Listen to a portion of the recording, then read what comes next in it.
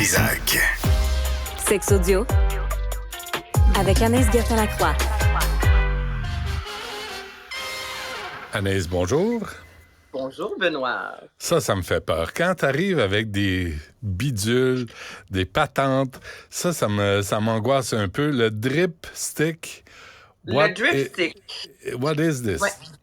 Il y a eu 50 Cent avec son Magic Stick, chanson composée dans un avion en 20 minutes environ, qui l'a quand même rendu une vedette internationale. Et il y a le drip stick. Dans les scènes où on voit de la sexualité au cinéma, Benoît, très souvent, il y a un rapport sexuel, règle générale, là, c'est romantique, il y a la musique, là, après le rapport sexuel, les deux sont enlacés. Il y a certaines choses qu'on ne voit jamais, comme la fille qui court pour aller uriner parce qu'elle ne veut pas avoir d'infection urinaire par la suite. Ou encore parce que s'il n'y a pas de préservatif, parce que souvent, on peut être en couple ou peu importe, donc on va stériler à mettre. Prends ce que tu veux, une pilule, mais on porte plus le condom. Lorsqu'il y a éjaculation, le sperme qui va dans le vagin doit ressortir par la suite. Ou on peut voir des scènes aussi homosexuelles, exemple. Donc, ça peut être en avant ou en arrière, mais peu importe, il y a quelque chose qu'on ne voit jamais aussi, c'est la personne se lever et partir courir à la toilette pour s'essuyer ou encore dans le lit directement avec une boîte de mouchoirs à côté. Mais ça fait partie de la vie. Et ça existe, même si on dirait qu'au cinéma, on balaie ça sur le tapis. Mais avoue que ça n'existe pas. Ça me fâche, moi. Je veux dire, c'est pas beau, mais ça fait partie de la vie, Benoît, là. Ah, ça, c'est... Et quand ils baisent en sous-vêtements, ça me fait rire. Tu sais, les films américains, la femme garde son soutien-gorge pendant qu'elle baise. Là, tu dis... OK, whatever turns you on, là. Tu sais, ça... Non, mais... entre adultes consentants, ça me regarde pas. Oui, ça appartient à chaque personne. Mais moi, j'aimerais ça de temps en temps voir la personne aller uriner après ça ou la personne s'essuyer, tu comprends, en disant bon, voilà, là, c'est un rapport sexuel complet. Tu comprends? Il y a la dernière phase, souvent, le dernier trimestre qui est mis de côté puis qui est quand même très important. Donc, le fameux drip stick, Benoît, c'est une femme qui a inventé ça et c'est un bâton, en fait, qui va absorber le sperme. OK? Donc, tu peux soit le garder évidemment dans la chambre avec toi, aller dans la salle de bain, mais au lieu d'attendre littéralement que le tout fasse sa sortie. C'est un bâton, ça ressemble un peu, ça a la forme d'un tampon. Puis moi, je connais des filles, entre autres, qui, après un rapport sexuel, mettent un tampon pour éviter que le sperme coule littéralement entre les jambes. Mais encore là, c'était pas la bonne grosseur de tampon. Sortir ça, Benoît, on n'a pas assez absorbé, là, c'est ultra douloureux. OK? Donc, le drip stick, c'est un bâton que l'on insère dans le vagin.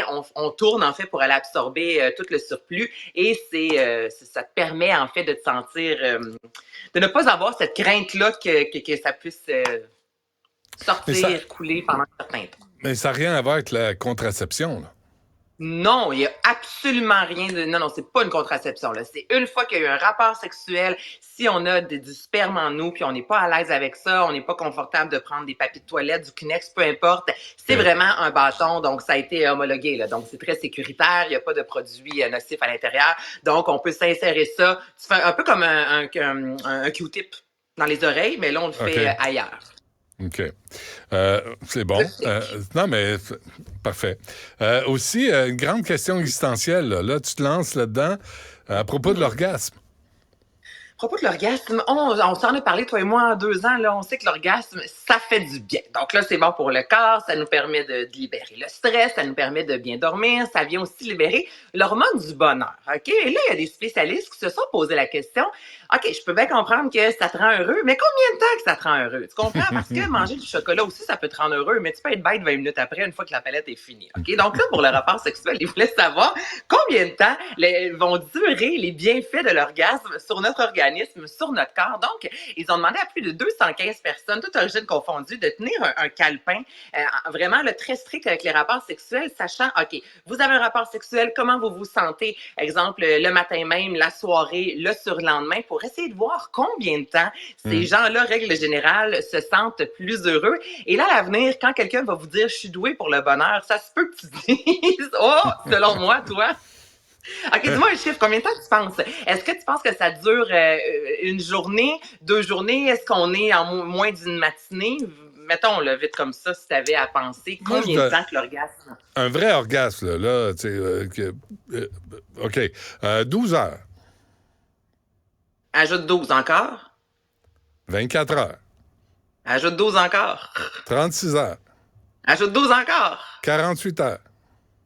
48 heures, Benoît. Félicitations pour tes mathématiques, soit dit en passant. Et 48 heures. Ça s'arrête là en chien, par exemple. Demande-moi pas de la géométrie, parce que tu vas me perdre. Ah, puis ça gare, non. Il n'y a aucune chance que je te lance là-dessus. C'est pas ma force du tout. Ah, ça, tu le sais en plus. Hein. Ça, puis l'anglais, je te dirais que c'est pas mal dans une catégorie. Dans la colonne. Hey, te dire quand je compte en anglais, là, t'as-tu idée comment c'est terrible? Donc, alors, 48 heures, Benoît, c'est la durée qu'un orgasme peut avoir sur notre mental, sur notre sensation de bonheur. C'est quand même puissant, là, quand on dit que l'orgasme, ça vient vraiment t'ébranler tout le corps. Tu vois que jusqu'à 48 heures, ça peut être bénéfique plutôt pour soit un couple ou toute seule si on s'offre du plaisir. Ben oui. Mais il y en a qui chicanent après. Il y en a qui ont l'air bêtes, là. 48 heures. C'est aléatoire, non? Ben là, oui, autant même qu'il y en a qui ont l'air bêtes avant, puis qui font justement ce fameux sexe-là de réconciliation. Hey, honnêtement, si t'es bête pendant, là, trouve un autre partenaire. Là. Il y a comme des limites à chicaner. Ouais, à moins que ce soit ça que tu désires. Là ça, c'est ça. Ça se peut. Ça peut être un fétiche quelconque. Ça peut être exactement. Mais sinon, c'est quand même 48 heures. Oui, c'est pas tout le monde qui ont la même... qui vont ressentir ça pendant 48 heures. Mais c'est quand même, avec le général, sur les 214, on a été capable de faire un balan, là, disant c'est 48 heures. Ça serait donc, intéressant. Selon moi, si tu as du sexe samedi matin, lundi matin, tu vas être bien heureux de rentrer travailler. Avec une banane d'en face pour travailler.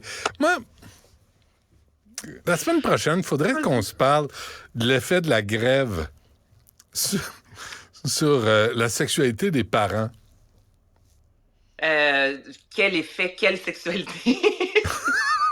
Bon, c'est fait. La chronique est finie. La chronique est faite. T'as répondu. Ah non, mais moi, je pense que ça, là, bien plus que, faut que je l'amène à la job ou faut que je fasse du télétravail, bien plus ça que tout le reste, là, l'effet négatif de la grève sur l'humeur des parents. Ben c'est sûr, Benoît, puis on est en fin d'année. Hein. Tout le monde a le trou de cul en dessous du bras présentement. Non, mais c'est vrai, le mois de décembre, on est bien excités de voir Noël arriver, la fin de l'année, mais en même temps, il y a un stress qui est là, tous les fameux cadeaux, là, tu te dis, tout le monde s'en va en vacances. Hein. Puis là, c'est vrai, souvent, on se brûle au boulot pour pouvoir ne pas penser au travail rendu en vacances. Et là, ça n'a aucun rapport, évidemment, ça n'a aucun rapport plutôt par rapport à les profs en soi et tout le personnel enseignant. Mais c'est sûr qu'avoir ses enfants à la maison, ça dépend de l'âge aussi. Mais je pense à un Albert, moi, qui un 20 minutes là, solo, là, c'est fantastique. Mais après 20 minutes, il peut pas le mettre devant un film. Là, tu comprends? Là, c'est pas encore ça. Là, il faut des activités. Il faut que tu ailles jouer dans la neige. Il faut que tu fasses des petits gâteaux. Là. Moi, tantôt, je m'en vais faire des biscuits en pain d'épices. Donc, c'est sûr que à la fin de la journée... Je t'en parle, j'ai chaud, tu comprends? Ah, ouais, mais je suis pas la seule, je parle à plusieurs amis qui ont cette réalité-là. Et la fin de semaine, on se met en mode, les enfants sont avec nous, on est à la maison, c'est un beau temps en famille. Mais c'est sûr qu'en semaine, tu essaies de travailler, tu as les enfants, je peux te garantir que le soir, quand tu te couches puis que l'enfant dort, puis tu as un 25 minutes devant toi, c'est pas nécessairement la sexualité que tu penses. Là. Non, c'est ça. Hein? Puis en passant, après, comme la neige a neigé de Nelligan, la phrase poétique du Québec, c'est avoir le trou de cul en dessous du bras. Vraiment, ça, c'est à écrire dans un recueil de poésie très québécois. Ça n'a pas encore fait son entrée dans le dictionnaire. Hein? Faudrait regarder ça pour la prochaine année. Il y a quelques mots de même là, sur lesquels on devrait travailler pour les populariser. C'est tout pour cette semaine, toi? Ben, c'est tout pour aujourd'hui, Benoît. Bon, parfait. Je m'en vais faire mes biscuits en pain d'épices. Ça, c'est excitant. Tu sais quoi faire en fin de semaine si tu as envie d'être heureux lundi matin. Finir les boîtes, j'ai vraiment... Ton déménagement, toi, ça fait 25 ans, on dirait que tu déménages. Non, j'ai déménagé il y a 2 semaines, mais 3 semaines. Mais avant ça, tu étais dans les boîtes, là, tu es encore dans les boîtes. Non, mais c'est parce qu'il y a, l'essentiel est fait. Mais il y a toujours des sacramouilles de boîtes ici et là qui sont remplies au tiers. Puis là, tu dis, OK, ça, je vais tout sacrer ça au vidange. Tu sais, à un moment donné... Ouais, on sait pas trop mettre ça. L'environnement va aller se promener, puis je vais sacrer ça au vidange. Puis tant pis pour les générations à venir. Je suis un peu rendu là, moi, dans mon approche déménagement. En tout cas, bref. C'est le fun pour ta famille, ça, Benoît? Regarde, ils iront travailler, ils feront comme moi. C'est tout? Parfait. Merci. C'est On tout. se reparle la semaine Salut, prochaine. lundi. C'est la dernière de 2023, là. Fait que je m'attends à des trucs de sexualité du Père Noël, du lutin, de la fée des étoiles, puis, tu sais, vraiment un De thème. Mère Noël, la poudre de lutin, je vais tout faire ça. Super. OK. Merci, Anaïs. Bonne fin de merci. semaine. Bon Salut, biscuit. Benoît. J'ai hâte de voir la forme Ouais. de ces biscuits-là, moi. Excité. Je suis pas sûr. OK. Hey, merci. Merci à Jean-François Roy, Tristan Brunet-Dupont, c'est ça? Flavie, qui est avec nous. C'est quoi le nom de famille de Flavie? Boivin-Côté. Hey, choisissez un prénom. Choisissez un nom de famille. Là, je t'aboute, là. Florence Lamoureux, Cybèle Olivier, Marianne Bessette, André Sylvain-Latour, un peu. Pas bien, quand il décide de se lever les pieds et de travailler, tu sais, mais pas plus que ça. Yasmine Abdel-Fadel suit à l'instant. Cube Radio à la télé,